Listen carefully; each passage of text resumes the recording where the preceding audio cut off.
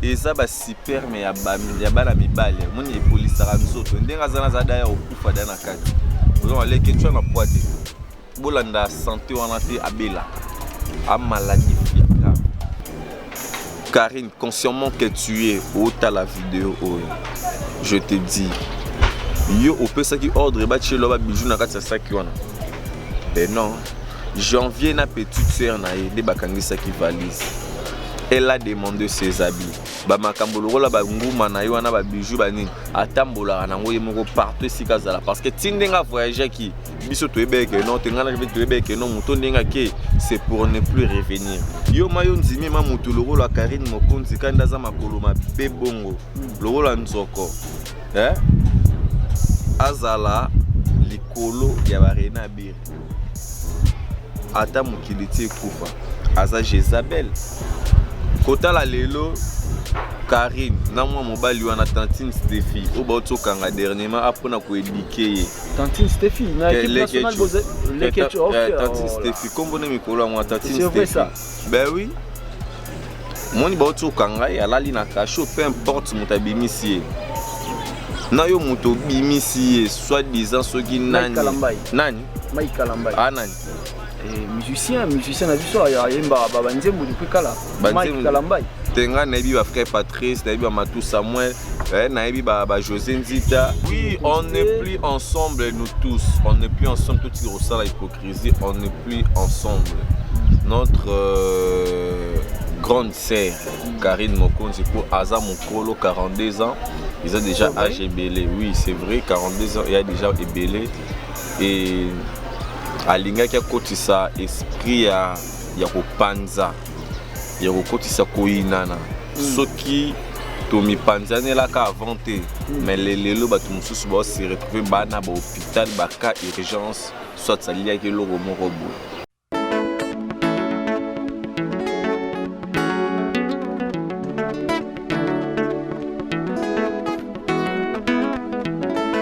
Na lisanga na bukasi na buyukani nde tokolonga ngo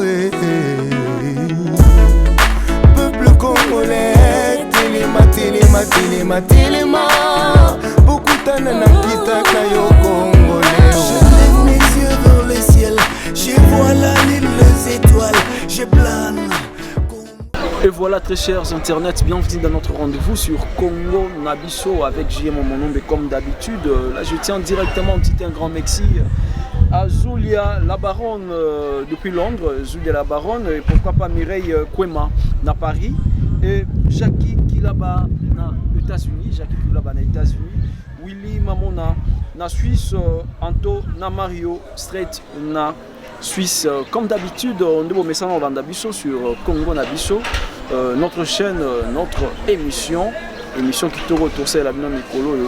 Temps fort, où ils ont présenté par JM Monombe.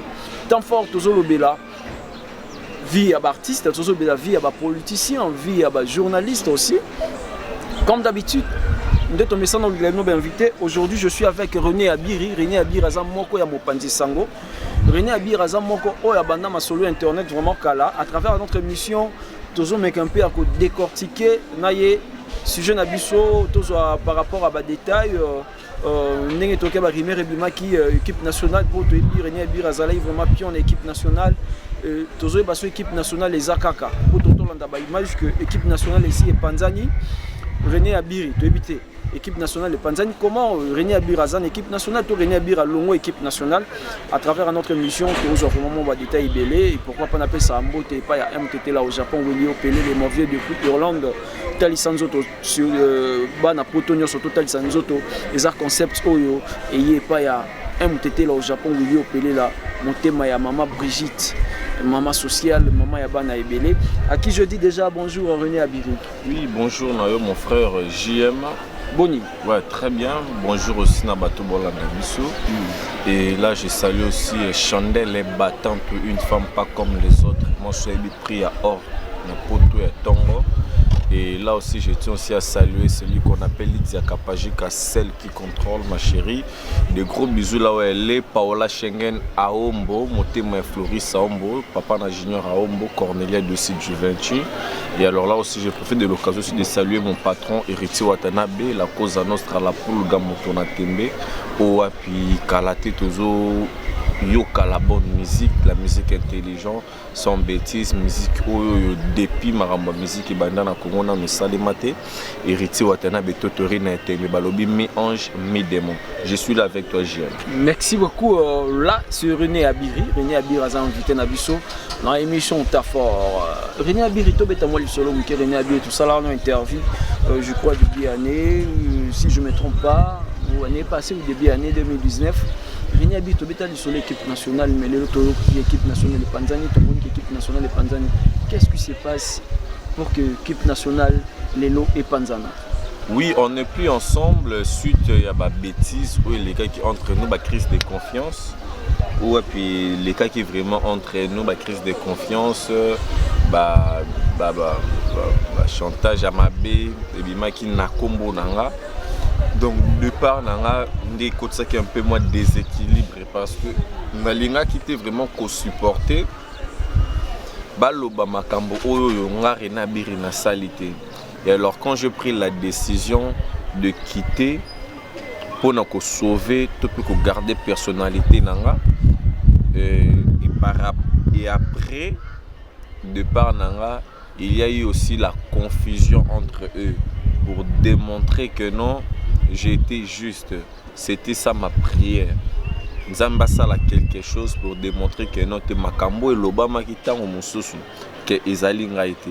Lokola aujourd'hui là Karine Mokonzi azo combattre ngana janvier makasi ake asali audio mo babimisi je pense que batbolanda bazoka ndenge René Abiri azoloba na voix oyo bozo kana ba page wana o que René Abiri alobi non je ne peux pas parler même en cachette na loba mabe mongo be pona boss nanga héritier Watanabe donc lo ba sali ba ke edendi e comité et convaincre motuti et comité pour ezangate ba o bazolanda ba e o balinganga na ba e oku balinganga te ba yebi ke non te voix eza voix René Abiri et mais ekosimba te yangwana ba combat ba makambo presque tout vivre mais malgré tout ça nous sommes toujours le vainqueur. Mais dites-nous un peu René Abiri aux vraiment les bosseurs battu belé ba abonné à Congo Nabiso. René Abiri il y a Karine Mokonzi bozala qui à bon terme. Et souvent on entend la bino na émission Karine Mokonzi à Osala na RTGA par rapport surtout ceux qui Karine Mokonzi a aussi l'émission il faut René Abiri dans la plateau et moi bengi René Abiri na plateau je me souviens encore ezala l'anniversaire ya Jubin Piana au bozala na plateau ba équipe nationale complet ba les Ketchou mais aujourd'hui ils ont annoncé que par rapport à l'explication c'est comme si Bozé se semble dans Karine. Oui, on n'est plus ensemble nous tous, on n'est plus ensemble tout ce qui ressort la hypocrisie, on n'est plus ensemble. Notre grande sœur Karine Mokonzi pour Aza Mokolo 42 ans, ils ont déjà âge ébélé. Oui, c'est vrai 42 ans, il y a déjà ébélé et alinga qui a côté ça esprit ya kopanza. Ya côté ça koinana. Ce qui Tomi Panzane là qu'a inventé mais les lelo batu mususu ba se retrouver bana ba hôpital ba cas urgence soit ça lié avec le robot.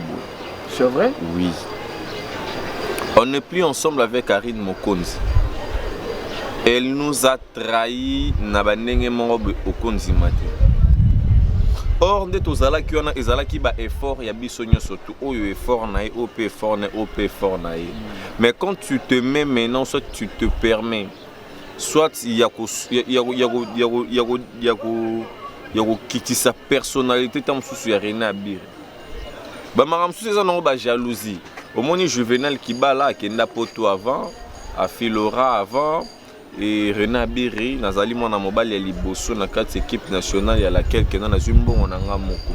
Na bité na kendina qui s'est présenté na belle famille.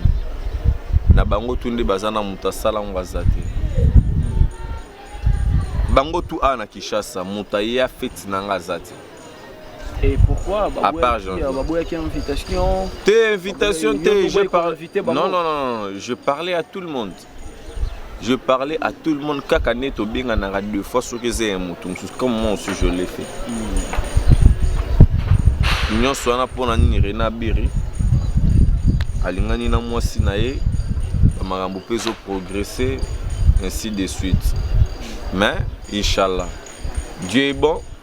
Lelo bat bazomona na internet Karine a komi kofinga ya Myriam. Ya Mirwana azali sœur moko bien asunga bato ebele azali mécène mwana mwasi aidara na ye bato na motema malamu ala ona Myriam Mokonzi. Te kumba Mokonzi na tolongola kenko za komba ba Mokonzi utakila vipoke akoma Myriam Mokonzi. Te ala rande kwa Karine Mokonzi te. Izala ke note ndeza ala ko edeka mutu na vie. Ala rande kwa ya Myriam te. Baba ndeko côté.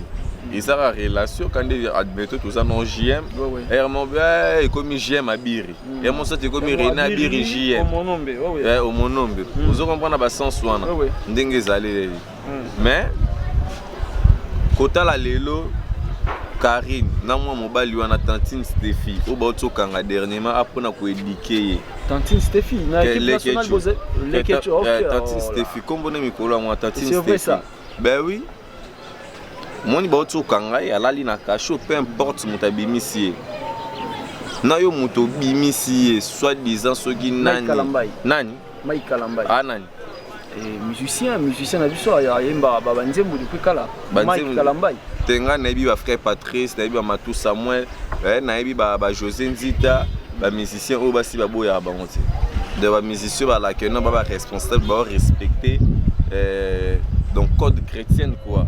Parce qu'elle va vivre comme donc chrétien vivre comme Christ.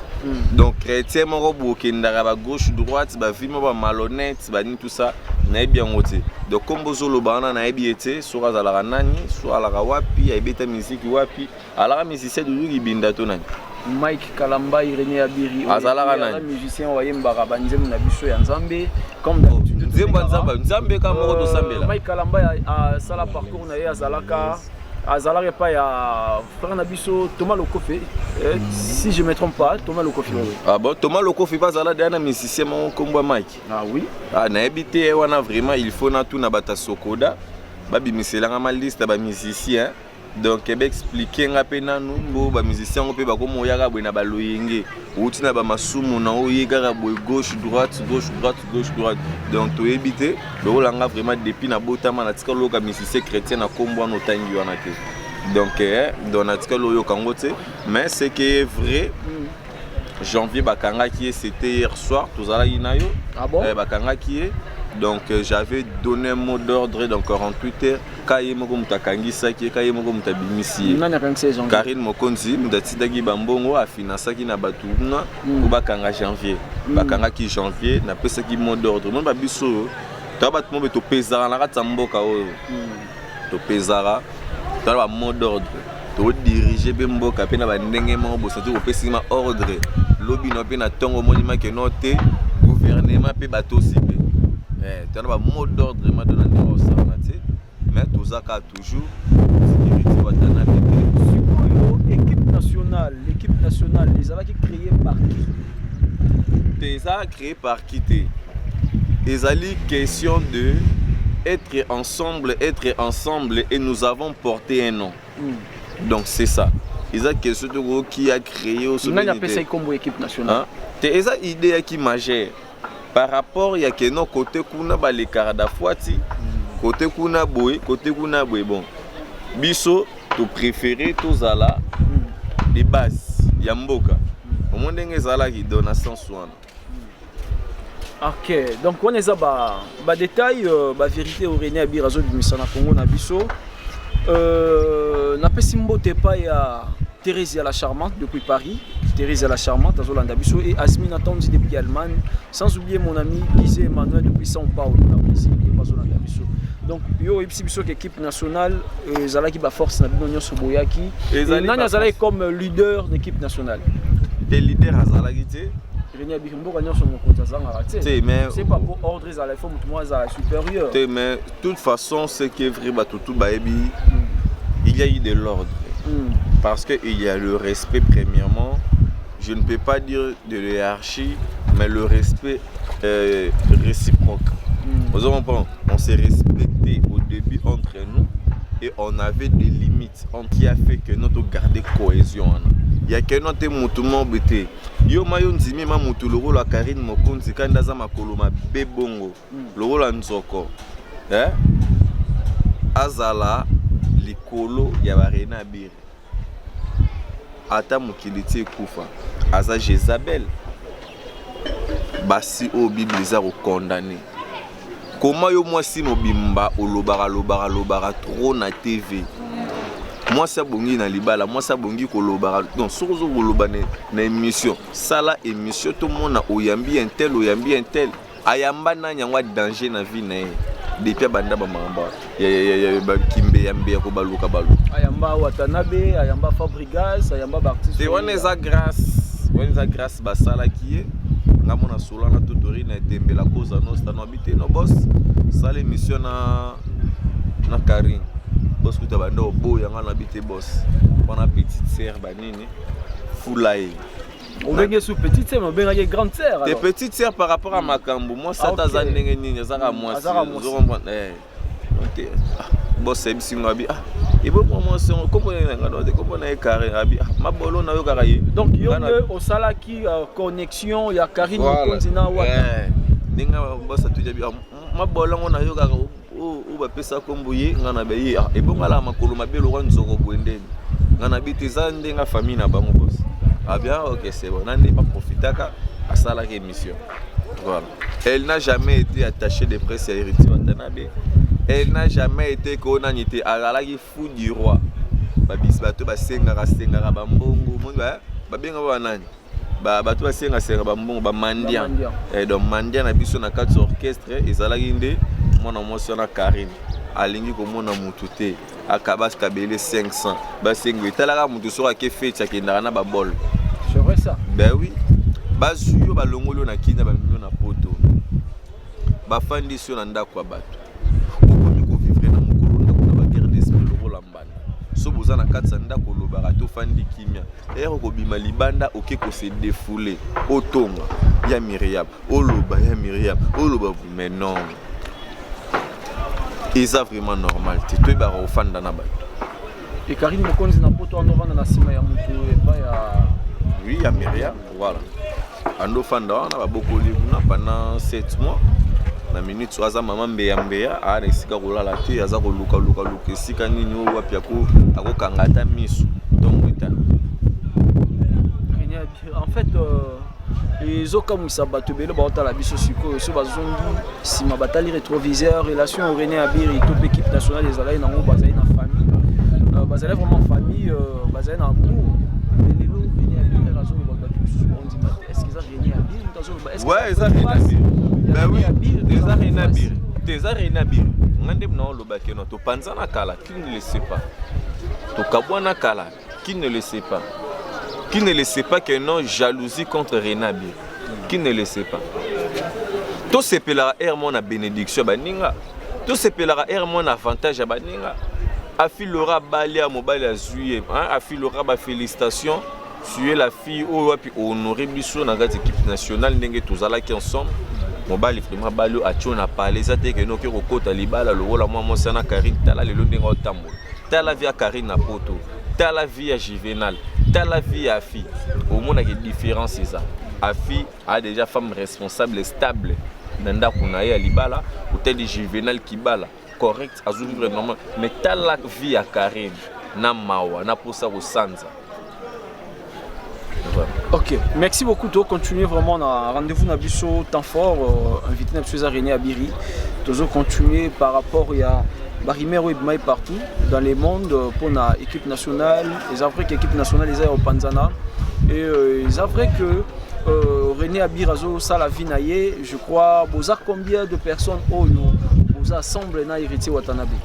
Voilà, jusque là nous sommes que à 2 personnes. René Abiri avec le Janvier Wata. Janvier Wata et René Abiri. Donc nous balène d'expression. Voilà, nous sommes dans le bon. Nous sommes côté Héritier Watanabe, tout ça toujours naïe. Le reste au Batsas, le reste des non attendus bazali souté. Bazal souté ba musique. René Abiri na landaki image moko d'ornement oyo bandeko mususu ba condamné héritier Watanabe bandeko mususu ya équipe nationale balobi ke kozala pembeni héritier Watanabe ça faut pour maroquiner kozala limité n'importe quoi lisusu et pas ya Fabregas te okota ce pas de pique te okota ce pas falité mais yo o accepter kotika la pembeni héritier Watanabe. Vous savez, quand vous aimez quelqu'un, vous devriez supporter surtout c'est ça l'amour. Donc on supporter na ba bêtise Yoka. Mais c'est ça l'amour. L'amour ne regarde pas le bêtise. Vu que j'aime ma belle erreur non a pas défaut non mon angoté. Pour moi tu es toujours dans les bons. Et l'amour couvre les mal. Kozalana héritier Watanabe. Et koloba kozana ba problème te. Soko tali bien en réalité. Musicien ni nyongo na Congo a yo koloba ke no ba yo kana raté héritier Watanabe. Ye azana e star. Ezande ke non mutu yo moko conduite de vie na yo eza mabe. Mutatinzo ke kofinga mutu te. Mutatinzo te ko kende ko manquer fali peu par respect au Fabregas to ainsi de suite. Non, mutatinda ki Karine ta ki ko manquer we rançon de respect.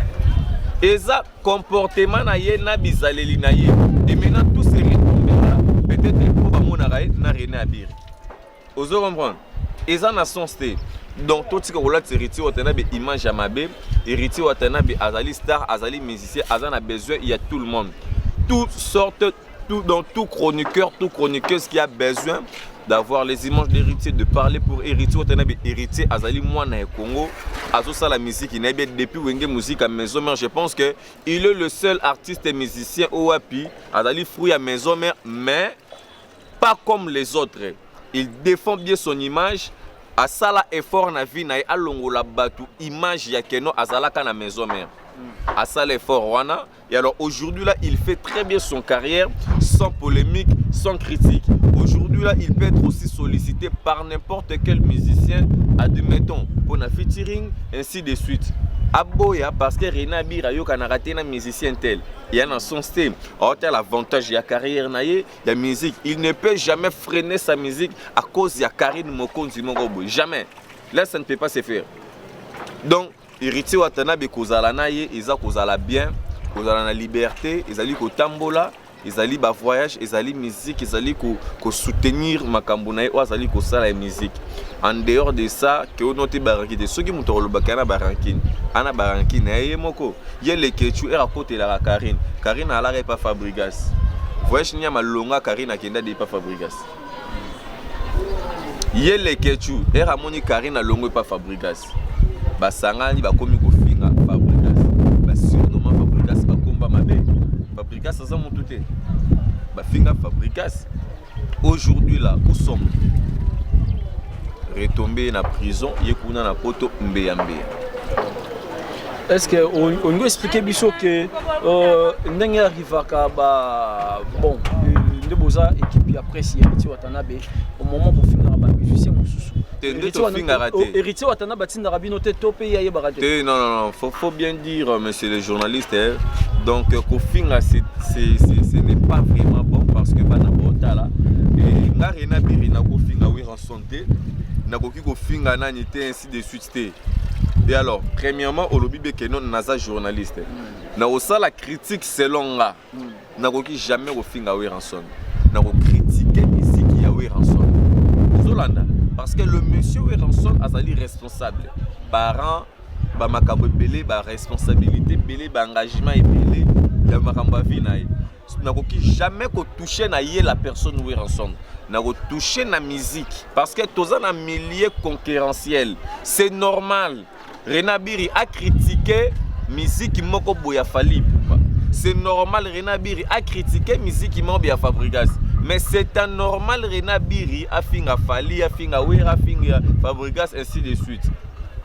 Ataye moko héritier Watanabe a sepela nangote même ma famille yoka même ma famille ba sepela nangote na critiquer musique ya fali poupa. Nako critiquer musique ya nani et bon kasi nde bazana ba critiquer pe musique héritier te ba critiquer pe musique héritier zanga te mais on azolo beleza par rapport ya ba ya ba na poto nde ba constater que équipe nationale, même Niamakor avec équipe nationale, c'est juste pour na kofinga. Yenda zala kofinga, biso mtando finga zate à part kama bolin. C'est vrai ça. Ben oui. René Abir, surtout si image moko ya René Abir akala yo finga te. Te na finga te. Depuis na banda mama musique. Parce que le finga mais c'est moi côté na ratsa mbogo. C'est vrai ça. Ben oui. René Abir, surtout l'action na téléphone. Non ndima. On dit mato l'action na téléphone. Là qui sanga na téléphone. Puis René Abir azo finga we ranson. Te ngai te. René Abir azo finga fali. Te ngai te wana ngai te. Na finga bango kwani. Est-ce que les lots au peut répéter en Fabregas? Non, Kendete. Pourquoi? Parce que ça musicien jar nangate. Abeta ba jar musique on na lingaraté. Asa peka quoi obligé tabeta musique au cariza na jar nanga pour kanga na sebelate. Donc et ça que non, je ne me retrouve pas dans la musique à Fabregas. Donc je suis libre de parler. Nous a ranquiné. Ranquiné par rapport à quoi? Oh. Je suis libre de parler ce que j'aime et ce que j'aime pas. Est-ce que René Abir n'a pas pris aucun répétition à mais là, aujourd'hui, René Abir, par exemple. Oui, mon cher ami, nous avons étudié. Oui, je sais. Ali Fassi, on connaît tous très bien être un journaliste privé et un journaliste indépendant. Donc, il y a un journaliste privé. Privé. Donc, juste pour héritier Watanabe. Privé pour héritier Watanabe. Tout le monde n'est pas musicien. T'es non qui est Lougani. Karim Mokonza Lobara Boye. Oh. Yé Azaye, Alobaka. Mais ce n'est pas René Abir. René Abir, c'est le cardinal, le Fachi, le Mandela, le cardinal de la presse. Ben, monsieur ça, nous avons des musiciens danger à Zamboka. Tous les musiciens de tout le pays. Nous avons une émission parce que nous avons des voilà. Stand-by. Tu es allé dans moi stand-by parce que j'ai ma classe, Mikili, et puis maman, ainsi de suite. Donc voilà. Mais la psycho, ma femme vient de m'appeler, elle m'a dit que non, mes enfants vont bel et bien. Qui sont un peu dérangés. Alors, je réponds tout le service. René Abir Balobaka.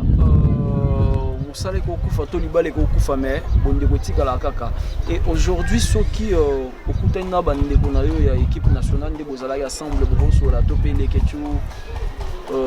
Niamakor, équipe nationale en dehors, il y a janvier. Ndeka Nazanebu. Oh, toi, Tikali. Naro Solana jamais. Sinon, Koufa. Omoni mbula ndenge utara likolo kitaranase mukolonga René Abir non se mettre pour no solola na moko na bango il faut mbula ngwe kitaki elongwe na mabele e mati likolo mais na olingate na mona bango na bisika passe na olingate na mona bango tanso ba mususu babanti ko kufa ainsi de suite na olinga ngote ata mona bango so kufi matanga ne pe no yate mais na olingate mutu moko kufa to mabela moko. Vaut mieux tout solo la rater, mais quand même ce qui est important, tout le monde en a raté dans la musique. Attends, de tout couper ça. Voilà. Merci beaucoup les messages René Abir. René Abir doit continuer mission. Karim Mokonzi a kenda ipoto banang batikale nanda ko Karim Mokonzi. Bon, on a suko, il faut suko tout na ba sentinelle na ba garde baza place wana nde ba mi place ko répondre yo. Ponga autour nanga ma question bongo ye Karine engagé ngana la la nanda kuna ye to nengni j'ai pas compris la question ça ne me mérite pas. Il paraît que bon je sais pas peut-être yozala kitema il paraît que Karine era kenda ipoto nda kuna ye ba frère na ye équipe nationale de batikala la wana na petite sœur te petite sœur na kuna te mais je sais que non il y a Janvier qui était là. Et René Abir aussi, Nazala Kiwana, Nazo qui m'a problème, mon Kishasa, et Nazala Kiwana na Kat. Voilà, oui, j'étais là. L'isolo moro ibimaki ya bijou na ye, héritier Falara memela ye, bijou wana ekomaki te, ebungaki. Est-ce que c'est vrai ou faux? Ils ont une fausse information. Yemoko Karine, là où elle est, sur la vidéo, elle est vraiment consciente. Que non ce qu'elle dit ou soit ce qu'elle est en train de parler contre Héritier Watanabe Senase, c'est faux et archi faux et elle sera condamnée pour ça. Même à la justice à mon qualité, mais pas un Zambé. Mais tout se paye ici-bas. Karine, consciemment que tu es au ta la vidéo, je te dis, yo au peut ça qui ordre et chez l'homme bijou na katsa ça qui wana. Ben non, janvier na petite sœur na yé, bakangi ça qui valise. Elle a demandé ses habits. Ba makambolo la ba nguma na yo wana ba bijou ba nini atambola na ngoye moko partout ici kazala parce que tindenga voyager qui biso to ebeke non tengana je vais to ebeke non muto ndenga ke c'est pour ne plus revenir, c'est pour tracer notre chemin. On était fiers de ça. Mais nous sommes déçus. Pas jusque là. Valise, bah me les valises, bah tinde les valises na. Fallait herba tinde la kay passeport, fallait qu'il parle au baqueteur photo, mba photo là la rada passeport sur du visa moko et bungi na kati. Fallait qu'il loba pe bongo, mais loba ki ngote pourquoi? Soki bijou et bungi. A kosi batu pour ala nyongo ya 3 mois impayé ya ndako lupango nezara quelque part. 3 mois impayé, lupango de ndako bando fouté 3 mois impayé. Voilà pourquoi elle avait fait ça pour baper sembo, akabele lembo. Elle s'est acquittée. Et voilà. Donc c'est faux et archi faux. Nous avons confirmé que rumeur ya bijou et ça faux. Rumeur ya bijou et zali faux. Nengikara maman na biso na ni maman Olangia Koufaki après 14h tout karabo maman Olangia sekui. Vous comprenez? Donc c'est ça rumeur. C'est faux et archi faux. Bah tout bana besoin de vérifier les kambango bien ba contacter nga Janvier Zali. Mais il paraît que René Abir Akendaki est pas héritier Watanabe, à mon avis bijou nanda ko héritier Watanabe. Ah non. Yo mozo kanga nonde na zoloba. Est-ce que voix oyo bozoka oyo na voix oyo balobi wana? Est-ce que Zali voix moko? Ben non. Ezali tricage. Ou bakos ezanga été. Ce n'est pas moi René Abir qui a parlé ça. Non lobango pourquoi? Pour gagner quoi chez Karine? Pour gagner quoi chez Karine? Pour na qui se mettre à Koloba. Tant sous que noté na mona qui ba bijou na bobo tout ça là.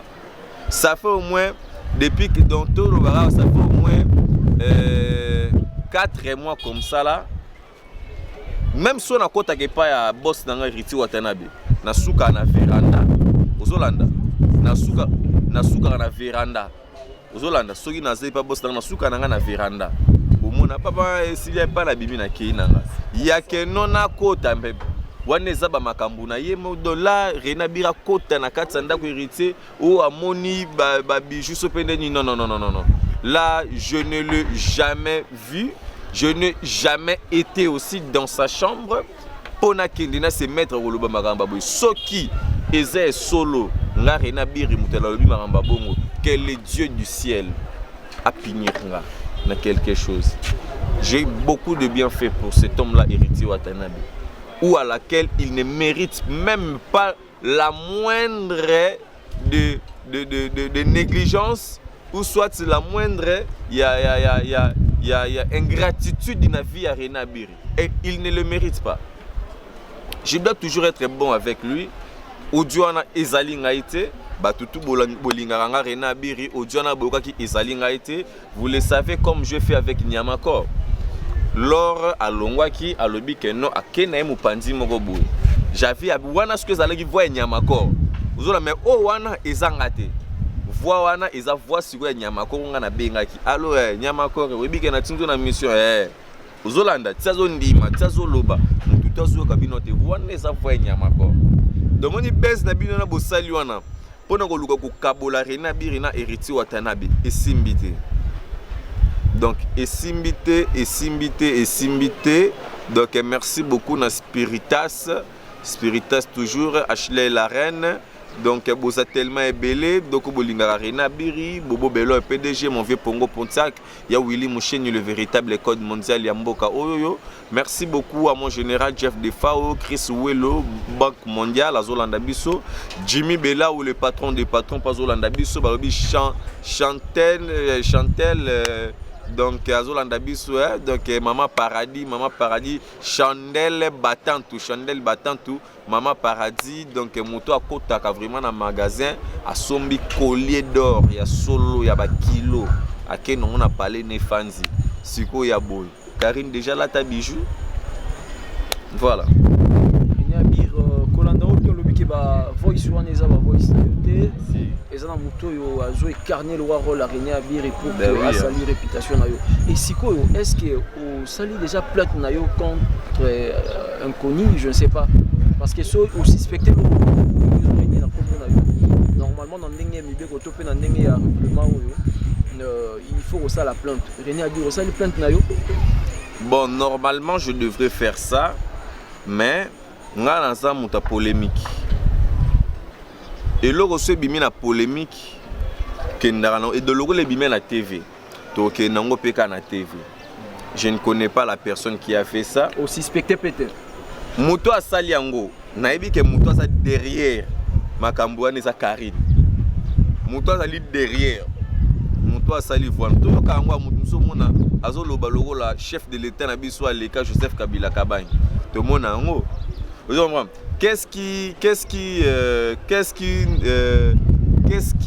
peut intercaler tant mususu na batu soit na mutu a imiter tant mususu voix René Abir. Mais voix ya mutu na voix oyoyo balobi wana bango mo batu bazoyoka voix na nga yango kande na loba kande na loba na be misukande pe na loba na réalité. Donc ce n'est pas moi René Abir. Donc bafana na biso la team wata bozala dessus te pour na René Abir. Vous le savez tous très bien. Tout le monde peut trahir Héritier Watanabe, sauf René Abir. Voilà. Merci beaucoup. On est invité à Bisso. Il y a tant fort il y a les René Abiri, mon panzi sang René Abir, attaché de presse Héritier Watanabe. Je ne sais pas si c'est vrai. Attaché de presse Héritier Watanabe. René Abir et Azamoko Azala une équipe nationale est Kufa. René Abir Azala qui moko Azala qui n'a pas Karine Mokonzi Azala n'a Lekechu mais les lots que basé sur semble-t-il yango moni René Abir azozotin la vérité par rapport il y a des rumeurs qui partout dans le monde que René Abir à mon équipe bijou il y a Karine Mokonzi nanda ko héritier René Abir a confirmé que Eza Mungongo na été Eza voice ya mutu mususu a incarné voix ya René Abir Tolanda qui est équipe nationale de Panzani Héritier Salaki émission Nandeko Moro. Je sais pas si vous avez Mike Lokamba. Je sais pas. Archevêque. Ok. Mike Lokamba. Héritier Lobike. Alobaï pardon. Karine Daiki na ba charge na ye. Siko yo bateau Karine Daiki na bango. Loba ya mema Karine poto bango bani amema bango ka na poto. Lokola azo mema bango na poto te ndé sali ke balu n'importe quoi. Et total qui interview bande de conditions. Et on débat ça qui était na émission wana ya banyama corps ba critique qui Héritier Watanabe tozu ba qui encore Tantine Stéphie Lekechu oh Lekechu comme Tantine Tantine Stéphie OK mais elle a répété c'est vrai bah oui dans la forme Lekechu ba yenda les gars de binono son kitoko les gars binono son mbinga équipe nationale mbinga te eza ba super mais ya bana mibale moni epolisaka nzoto ndenga zana za daya okufa dana kati ozo Lekechu na poite bolanda santé wana te abela a maladie grave ya olobaka leki batu na beauté bon affaire ya beauté au moins to lobela ngo za TGM beauté za mabele et l'apparence trompe beaucoup zano kitoko bwena bomoto mais à l'intérieur de toi est-ce que vous appelez kitoko Ozolanda. Donc l'homme regarde que non ce qui frappe aux yeux. Mais moi René Abir je dirais aussi tout ce qui brille n'est pas de l'or. Merci. Merci beaucoup. On a un message de René Abir, le cardinal. Bande ko na yo ba critique ki wata mabe. Bande ko no bozena bonne équipe. Est-ce qu'on a interview à Lekechu azala ina janvier. Mais les deux autres musanga qui janvier passé sur Lekechu. Juste ça, maintenant on a un téléphone. Les Lekechu a critiqué Héritier Watanabe janvier pas télémi. Mais les lois ont annoncé que y a janvier bozana Héritier Watanabe. Mais ce que je peux dire c'est quoi? Déjà premièrement, Héritier Watanabe azali papa. Nandenge a bien ndenge tozalaka, c'est un grand frère ainsi de suite. Et quand il dit quelque chose, je ne peux jamais aller pour lui contredire, que ce soit même à la maison en privé, que ce soit même na télé. Surtout à la télé, c'est plus grave. comportement oyo bango tout baloba j'ai licho les ketchuna ngingani bango tout wana ou baloba ou batelema baloba que non te biso ba contredisa ba propos ya héritier Watanabe. Si tant que vous contredire ba propos ya héritier, c'est pour faire voir aux gens donc contredire héritier Watanabe na télé. Eza propreté sika nazala ki na lela mingi. Na manque du respect au balaki si envers ceux qui nga moko naza frère héritier Watanabe ya makila. Non respecté et bongo bino. Bateau besoin des fois bah aider bino banini tout ça pour se mettre pour diminuer. Maintenant quand vous avez contredit là pour bateau bah la biso baloba que non toza banane. Vous voyez comment est-ce que vous diminuez même la personnalité de la personne dont nous approchons. C'est pas normal. Yangwana nga Rena Biri na joué toujours qu'à silence na sili ke makasi. Mututu azala contre héritier Watanabe ngana est vraiment ça marche pas.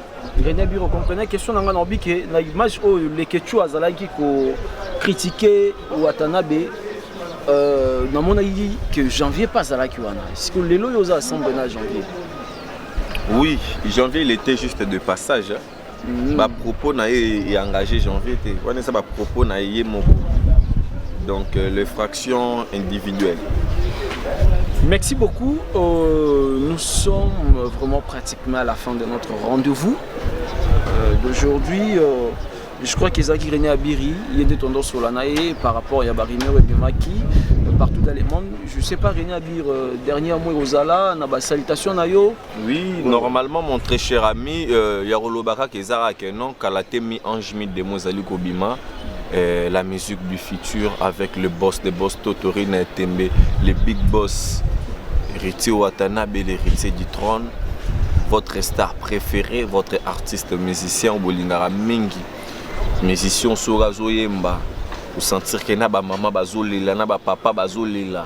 Donc c'est pour la première fois na Katia Côte d'Ivoire, tout le monde a venu ma bongo salema, héritier Zoyemba, ba maman bazolela, ba papa bazolela. De Bassimba et Kana Maboko donc plus en craqué. Je pense que tout ça toujours wana pour Grand Absuet Togo, ils allaient reporter pour le mois de juin.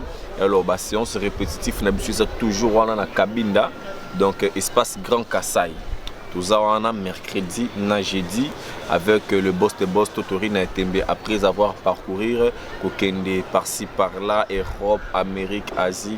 Nous sommes pour nous saler la biso banzembo kitoko na album kitoko za ko mizali na titre moko grave ba titre to bimana mokili titre monte ko kana mi ange mi démon ya wana nde batu bazali kozela kalate savainda.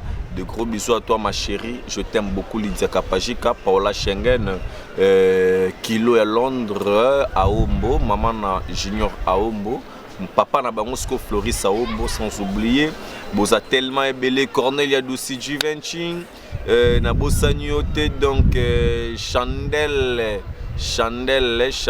Mama Paradis, Chandelle Mama Paradis, donc il y a vraiment 4 quoi, donc il y a Mimi. Donc il y a Myriam, il y a Bastar Nyonso, toujours correct. Merci beaucoup de Marambuto Zabosala et vous êtes tellement mêlés. Je vous aime beaucoup. De gros bisous à vous. Merci. Merci beaucoup. Nous sommes pratiquement arrivés à la fin de notre émission, notre rendez-vous temps fort. Vous avez présenté pas JM à mon nom, mais pourquoi pas Judith, un grand merci à toi, Freddy et Peggy Walungwa, Nassima ya caméra. Et merci beaucoup de m'abonner sur Congo Nabiso. Bon continuer à s'abonner massivement na Congo Nabiso. Vous allez vraiment de citer na chaîne Nabiso, chaîne Nabino, chaîne Yabat Nyoso. Tout ça vraiment na ba idée à Sika, ba concept ya Sika. Ce que remarque qu'ils allaient par rapport à l'émission Bobé Nanga, il a plus de 143 89 67 septembre 288. Mon numéro est là. Vous contactez moi, vous allez vraiment mieux. Na place Bofinga et vous allez bien ce beau Pessinga remarque on a retiré dans la dédicace dans la Pesambote na Zulia la baronne depuis Londres et pourquoi pas Mireille Kwema na Paris et sans oublier Jackie qui là-bas na États-Unis, Jean-Pierre qui là-bas na États-Unis, Lili Mamona na Suisse et Antona Mario Strait na Suisse, sans oublier mon oncle, mon grand frère, mon vieux MTT là au Japon, Willy Opelele, depuis Irlande, système ya Talisa Nzoto pour que santé à bana potonyo soit à la bien. Merci beaucoup pour l'initiative wana MTT là au Japon et dans le Sénaté, Mambo de Diblin et à mon ami Dazoflex et sans oublier mon vieux, mon Kouloutou, Toda l'espoir. Donc pour s'abonner, m'a suivre vraiment sur Congo Nabiso, vous allez vraiment décider. On se retrouve à la prochaine numéro. Bye.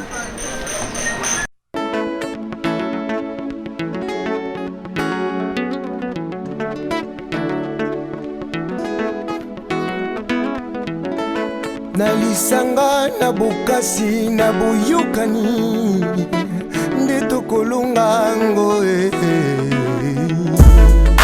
peuple congolais telema bokutana na kita na yo